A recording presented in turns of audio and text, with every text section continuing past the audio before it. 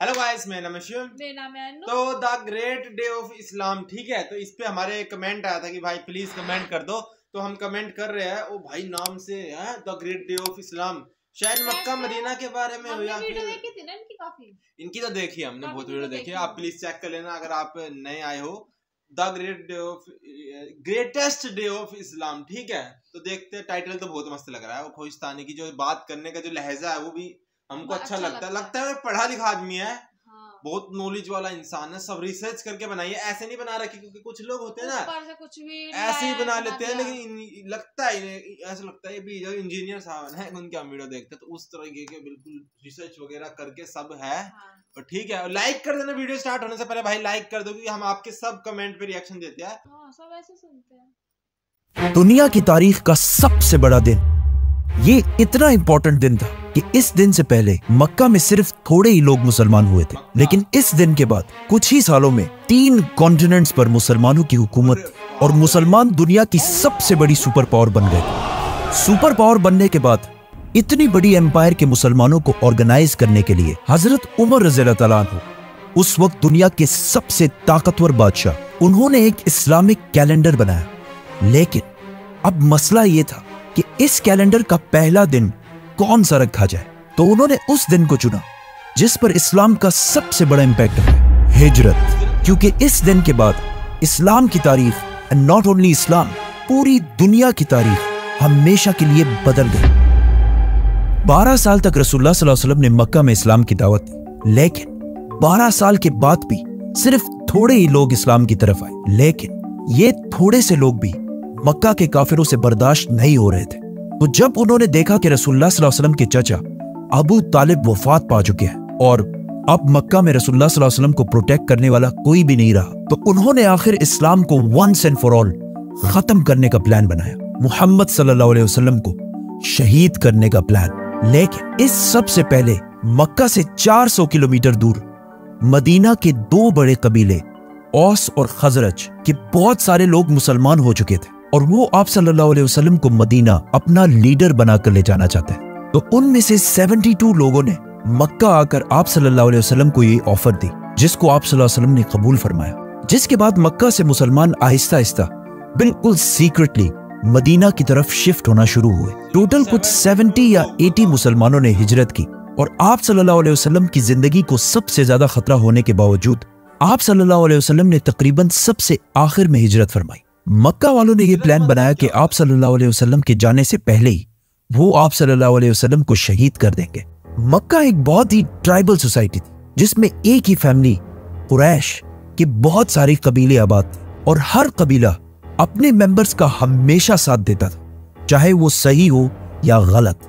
मक्का वाले इस बात से डरते थे कि अगर हम में से किसी एक कबीले ने भी रसूलुल्लाह सल्लल्लाहु अलैहि वसल्लम को शहीद करने की कोशिश की, तो आप सल्लल्लाहु अलैहि वसल्लम का कबीला बनु हाशिम, जो मक्का के सबसे बड़े और स्ट्रॉन्ग कबीलों में से था, वो फिर उस कबीले को जिंदा नहीं छोड़ेगा।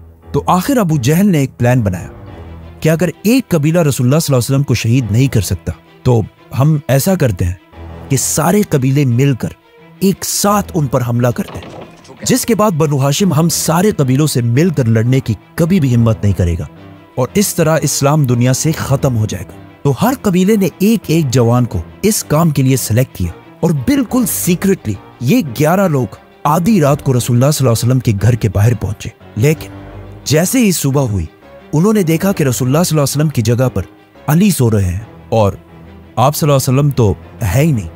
असल में आप सल्लल्लाहु अलैहि वसल्लम ने अबू बकर रज़ियल्लाहु ताला अन्हु के साथ मिलकर पहले से प्लानिंग की हुई थी और उसी रात आप सल्लल्लाहु अलैहि वसल्लम अबू बकर रज़ियल्लाहु ताला अन्हु के साथ मक्का छोड़कर जा चुके थे। अब मदीना मक्का के नॉर्थ में है, तो आप सल्लल्लाहु अलैहि वसल्लम को इस रास्ते से जाना चाहिए था। आप सल्लल्लाहु अलैहि वसल्लम मदीना की तरफ नहीं, बल्कि साउथ मदीना से बिल्कुल ऑपोजिट यमन की तरफ रवाना हुए और मक्का से 5 किलोमीटर दूर एक केव गार में बना ली, क्योंकि उन्हें पता था कि उनके जाने के बाद मक्का वाले उनका जरूर पीछा करेंगे। और ऐसा ही हुआ। अगले ही दिन अबू सुफियान और अबू जहल ने मक्का में ऐलान किया कि जो भी मुहम्मद और अबू बकर को जिंदा या लेकर आएगा, उसे 100 ऊंट का इनाम दिया जाएगा। और अगर इन 100 ऊंटों को आज के रेट में देखा जाए तो ये 1 या 2 करोड़ रुपए बनते हैं। जिसकी वजह से मक्का से बहुत सारे लोग मदीना के रास्ते पर आप सल्लल्लाहु अलैहि वसल्लम को तलाश करने लगे। लेकिन जब मदीना के रास्ते पर वो नहीं मिले तो उन्होंने दूसरे साइड्स में भी देखना शुरू किया और एक ग्रुप तो रसूलुल्लाह सल्लल्लाहु अलैहि वसल्लम के गार तक भी पहुंचा और बहुत करीब आकर भी वो उन्हें देख नहीं सके और वहां से वापस चले गए। मक्का में अबू जहल और बाकियों ने मिलकर हजरत अली रज़ियल्लाहु तआला अन्हु को बहुत मारा, लेकिन उन्होंने आप सल्लल्लाहु अलैहि वसल्लम की लोकेशन के बारे में कुछ भी नहीं बताया। फिर वो सीधा अबू बकर रज़ियल्लाहु तआला अन्हु के घर पहुंचे और उन्होंने उनकी बेटी अस्मा से पूछा, लेकिन उन्होंने कुछ भी नहीं बताया। तो अबू जहल ने उनके मुंह पर जोर से थप्पड़ मारा। हजरत अस्मा इस सब के बावजूद भी 3 दिन तक मक्का वालों से छुपकर गारे सूर में आप सल्लल्लाहु अलैहि वसल्लम और अबू बकर रज़ियल्लाहु तआला अन्हु तक खाना पहुंचाती रही। आखिर 3 दिन के बाद आप सल्लल्लाहु अलैहि वसल्लम गारे सूर से रवाना हुए। अबू बकर रज़ियल्लाहु तआला अन्हु ने पहले से ही एक आदमी से डील कर रखी थी और उसे अपने 2 बेस्ट ऊंट भी दिए थे कि 3 दिन के बाद हमसे आकर इस गार में मिलना और अपने साथ ये 2 ऊंट भी लाना। अब इस आदमी को चूज करना बहुत ही मुश्किल काम था, क्योंकि अगर ये भी 2 करोड़ इनाम की लालच में आकर आप सल्लल्लाहु अलैहि वसल्लम को धोखा दे देता तो इस इतने इंपॉर्टेंट काम के लिए उन्होंने अब्दुल्ला बिन उरैकत को चूज किया, जो खुद उस वक्त मुसलमान भी नहीं थे, लेकिन उनके पास एक खास स्किल था। उनको अरब के बहुत सारे सीक्रेट रास्तों का पता था जिस पर बाकी अरब कभी भी नहीं जाते थे और आप सल्लल्लाहु अलैहि वसल्लम को एक ऐसे ही आदमी की जरूरत थी, क्योंकि उस वक्त पूरा अरब आप सल्लल्लाहु अलैहि वसल्लम को ढूंढ रहा था। तो आप सल्लल्लाहु अलैहि वसल्लम ने इतने इंपॉर्टेंट मिशन के लिए मुसलमान होने पर नहीं बल्कि मेरिट की बेस पर अब्दुल्ला बिन उरैकत को चूज किया। जैसे ही अब्दुल्ला बिन उरैकत वो ऊंट लेकर पहुंचे तो आप सल्लल्लाहु अलैहि वसल्लम ने अबू बकर रज़ियल्लाहु तआला अन्हु से कहा कि मैं सिर्फ एक शर्त में इस ऊंट पर बैठूंगा कि मैं इसकी पूरी पेमेंट तुम्हें अदा कर दूं। इतने सख्त हालात में भी आप सल्लल्लाहु अलैहि वसल्लम इन टाइनी डिटेल्स का भी ख्याल रखते थे। एंड नॉट ओनली दैट, जब मक्का का हर कबीला आप सल्लल्लाहु अलैहि वसल्लम को शहीद करना चाहता था तो आप सल्लल्लाहु अलैहि वसल्लम ने हजरत अली को जाने से पहले मक्का में छोड़ा ताकि वो उन अमानतों को वापस लौटा सके जो मक्का के लोगों ने आप सल्लल्लाहु अलैहि वसल्लम के पास रखी थी। अब्दुल्ला बिन उरैकत आप सल्लल्लाहु अलैहि वसल्लम और अबू बकर रज़ियल्लाहु तआला अन्हु को अगेंस्ट साउथ मदीना से बिल्कुल ऑपोजिट यमन की तरफ लेकर गया और जब मक्का से बहुत दूर चला गया तो उन्हें वापस मदीना की तरफ मोड़ा और आप सल्लल्लाहु अलैहि वसल्लम को समंदर के बिल्कुल करीब से बिल्कुल सीक्रेट रास्तों पर मदीना की तरफ रवाना किया।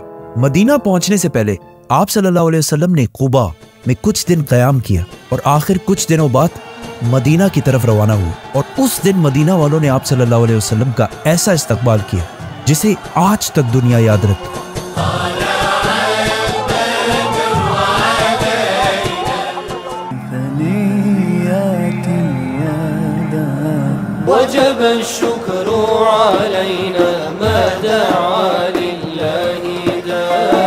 आप सल्लल्लाहु अलैहि वसल्लम मक्का से बिल्कुल सीक्रेटली निकले थे, लेकिन जैसे ही वो मदीना के करीब पहुंचे मदीना वालों ने उनका इस्तकबाल बिल्कुल एक बादशाह और लीडर की तरह किया। मदीना में हर एक की ख्वाहिश थी कि आप सल्लल्लाहु अलैहि वसल्लम उनके घर में रहे, लेकिन आप सल्लल्लाहु अलैहि वसल्लम ने यह फैसला अपने ऊंट को करने दिया कि जहां भी आप सल्लल्लाहु अलैहि वसल्लम का ऊंट बैठेगा वही आप सल्लल्लाहु अलैहि वसल्लम रहेंगे। इस तरह मदीना में किसी का भी दिल नहीं दुखे।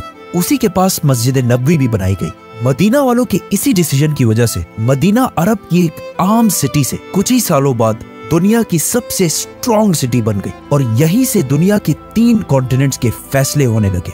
और आज तक मदीना के अंसार की ये कुर्बानी मुसलमान कभी भी नहीं भूले। क्या बात है भाई। देखा आप लोग हमको ऐसे भाई सजेस्ट करते हो जिससे हमको और डिटेल जानने की वो मिलती है, हम अपने हिसाब से नहीं निकाल पाते। ऐसे कमेंट करते रहा करो ताकि हम वीडियो देख सके, हमें पता लग जाए। जैसे पिक्चरों में तो जैसे दिखाते हैं ना, जैसे मुसलमान हो गए या हम जैसे आसपास देखते कि मुसलमान हिंदुस्तान आए, ये क्या था, ये हिस्ट्री है, तो अब हमको जानने को मिल रही है भाई। हिस्ट्री ऐसे कौन बताता है? इतना पता नहीं था, इतना तो जो हमारे आसपास जो है हमारे दोस्त भी है मुसलमान, उनको भी नहीं पता होगा, है ना, नहीं पता होगा भाई, क्योंकि कौन इतना अंदर तक जाता है। लेकिन हम क्योंकि आप सजेस्ट कर रहे हो और उनके बताने का जो तरीका है वो भी है, तो वो कितनी अच्छी बात थी यार, है कि अपने जो ऊंट था ना, ऊंट उसको बोला कि डिसाइड कर ले। ऐसे होता है ना कि हम पहले से ही चले जाए किसी के घर, है ना, तो उसको तो खुशी होगी, लेकिन बाकी लोग सोचेंगे ना भाई इनका पहले से कुछ हो या वो हो, मतलब किसी के शक ना हो, किसी को कुछ ना हो, हाँ। किसी के मन में कुछ बुरा ना लगे, वो ना हो, भाई उठ को बोल दिया, डिसाइड कर ले, कितनी अच्छी बात है। और उसने डिसाइड भी कर लिया हाँ, और जाके और बैठ सिर्फ गया। 72 लोग थे स्टार्टिंग में, हैं जो हाँ। वहां गए।